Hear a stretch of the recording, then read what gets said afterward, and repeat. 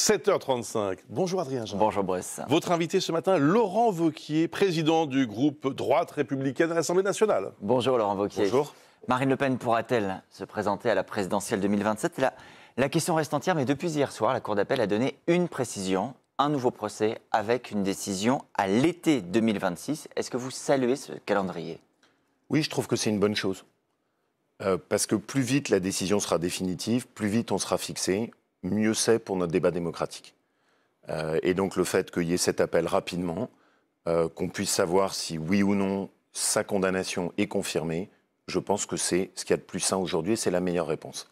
Outre ce côté calendaire, Marine Le Pen a aussi dit qu'elle allait saisir le Conseil constitutionnel, la Cour européenne des droits de l'homme. Avant tout cela, le RN avait annoncé la tenue pour dimanche d'un meeting à Paris, un meeting de soutien à Marine Le Pen.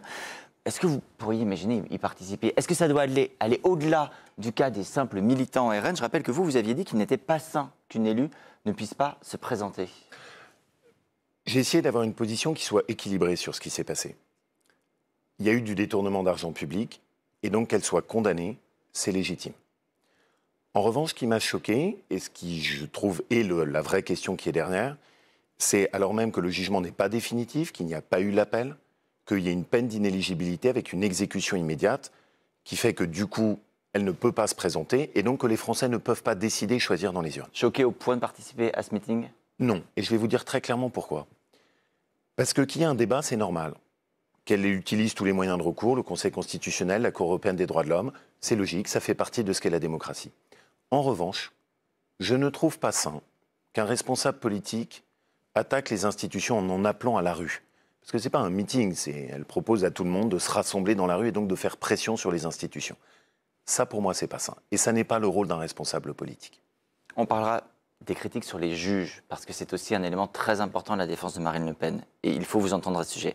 Sur la dimension politique, il se trouve qu'il y a des cartes qui peuvent être entre vos mains notamment. Je dis ça parce que votre ancien allié Éric Ciotti, hier à l'Assemblée, dit « Je vais déposer une proposition de loi pour supprimer cette exécution provisoire, cette application immédiate pour les peines d'inéligibilité ». Est-ce que vous voterez ce texte ? Pour l'instant, on n'a même pas de texte dans les mains, donc j'attends de voir exactement ce qu'il y aura. On a l'idée. Le sujet, c'est quoi, pour que ceux qui nous écoutent comprennent ? Il y a un jugement. Ce jugement n'est pas définitif, puisqu'il y a un droit à l'appel, c'est un droit de chacun. Mais l'inéligibilité avec une exécution immédiate, elle prive en fait du droit à l'appel. Est-ce que les autres pays européens font ça ? Non. Il n'y a que 2 pays en Europe qui font ça, la France et l'Italie. Sur 27 pays, les 25 autres ne le font pas. Donc oui, il y a un débat. Et je trouve que ce débat, il doit être ouvert. Maintenant, j'attends de voir exactement quelle sera la proposition pour qu'on puisse se prononcer. Mais est-ce que moi, je vais aller jusqu'au bout. Moi, je suis très à l'aise sur cette question. J'ai voté contre cette loi. À l'époque, je tiens quand même à le rappeler. Vous parlez de la loi Sapin 2, oui, exactement. Qui prévoyait une inéligibilité dans le cas du détournement de fonds publics. Mais je voudrais quand même aussi rappeler les choses. À l'époque, la position de Marine Le Pen, ce n'était pas celle-là quand elle n'était pas concernée. Marine Le Pen, elle plaidait pour une inéligibilité à vie, quand c'était les autres et quand ce n'était pas elle. Mais elle ne se prononçait pas sur l'exécution provisoire, l'application immédiate dont on parle aujourd'hui. Oui, oui. Juste une question qui vous concerne. En tant que responsable politique, en tant que parlementaire même aujourd'hui, est-ce que vous considérez que votre rôle, c'est de tout faire pour que Marine Le Pen puisse se présenter en 2027 ? Est-ce que cela vous incombe ? Non, bien sûr que non. C'est-à-dire que si jamais elle est condamnée, qu'il y a 4 millions d'euros de détournement, qu'il y a une peine d'inéligibilité, qu'elle a eu un appel, que donc elle a eu tous les droits pour se défendre, et que les juges confirment sa condamnation en droit, bien sûr que non. La logique, je ne suis pas là pour défendre quelqu'un qui a détourné de l'argent et qui a utilisé tous ses droits de citoyen comme tout le monde, et où à l'arrivée, il y a une condamnation. Mais là, pour changer la loi, si elle vous paraît malvenue, mal écrite ? Oui, parce que c'est le responsable de tout politique, c'est-à-dire qu'on puisse changer une loi pour l'adapter, c'est normal, ça fait partie de notre travail. Mais est-ce que changer la loi, de votre point de vue, peut encore et doit encore servir à permettre à Marine Le Pen de se présenter en 2027 ? Non, ça doit pas être. L'objectif ne doit pas être de couvrir quelque chose d'illégal qui a été fait. Ça, ce serait très malsain. L'objectif, en revanche, et c'est toujours le même cadre de raisonnement qui est le mien, c'est que Marine Le Pen doit avoir tous ses droits, comme tout le monde. Si elle peut aller jusqu'à un appel, avant que la condamnation soit définitive, je ne trouve pas sain qu'on lui interdise de se présenter à une élection. Ni plus, ni moins, tous ses droits, mais pas plus que ses droits. Je parlais des critiques contre les juges également, Laurent Wauquiez. Il se trouve que la présidente du tribunal qui a rendu ce jugement est visée par des menaces sur les réseaux sociaux. Gérald Darmanin, le ministre de la Justice, a même dit qu'il allait lui proposer une protection policière. Est-ce que malgré cela, il faut assumer un droit à la critique des magistrats? Est-ce que vous revendiquez de pouvoir critiquer les juges et le jugement encore aujourd'hui? On est quand même dans une démocratie. On a le droit de s'exprimer. Qu'il puisse y avoir un débat sur des jugements, c'est sain, c'est même normal. Ce qui en revanche me choque, mais ça me choque de la même manière pour un policier ou pour un gendarme, c'est qu'on ait besoin de faire une protection pour un juge. Et je vais quand même aller jusqu'au bout. Est-ce que les responsables politiques n'ont pas leur part de responsabilité lorsqu'ils visent directement la magistrature?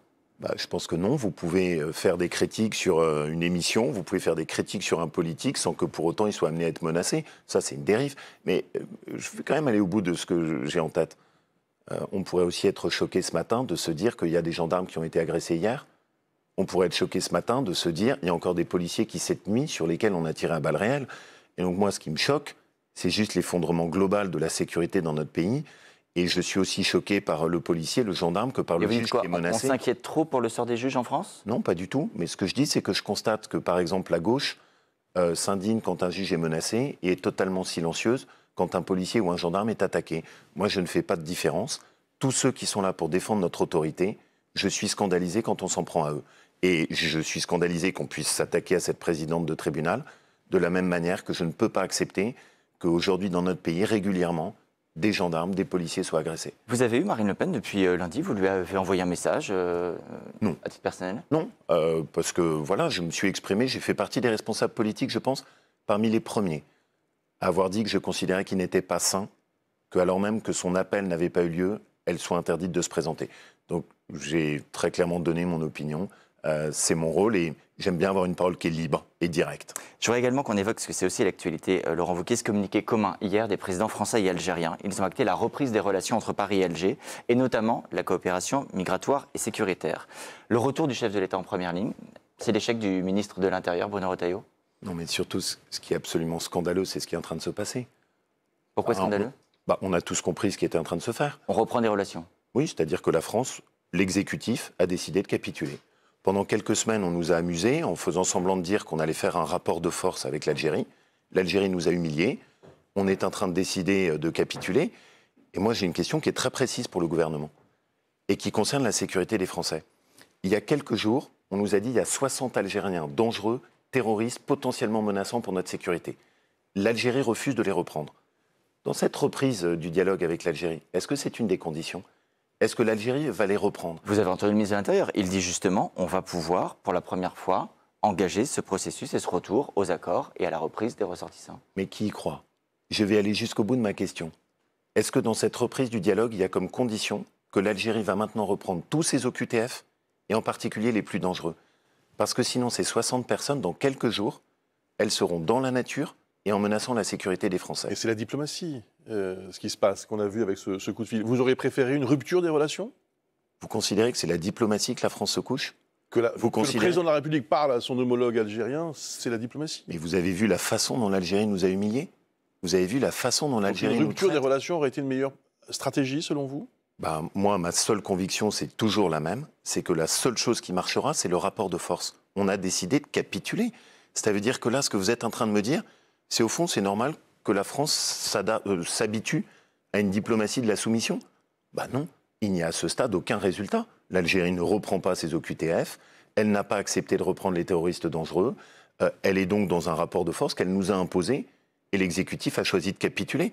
Pour moi, c'est catastrophique. Et en plus, vu leur comportement, qu'on ose dire qu'on va faire une coopération migratoire et sécuritaire, c'est lamentable. En 10 secondes, Laurent Wauquiez, juste pour clarifier, hier, il y a eu une réunion avec François Bayrou où il a notamment été question du voile dans les compétitions sportives. Éclairez-nous. Qu'avez-vous compris de la position du Premier ministre? Pas grand-chose, comme ça arrive parfois. Ce que j'ai compris, c'est qu'il ne voulait rien faire. Et je ne vais pas laisser faire ça. Parce que je considère que la France, c'est la laïcité, les opinions religieuses doivent rester au vestiaire. Il m'a expliqué hier qu'il ne voulait pas de loi sur l'interdiction du port du voile dans les compétitions sportives. Moi, je vais me battre pour, parce que je veux que ce sujet soit clarifié. Je ne veux pas que sur nos terrains de sport, dans nos gymnases, sur notre pratique sportive habituelle, il y ait le port du voile.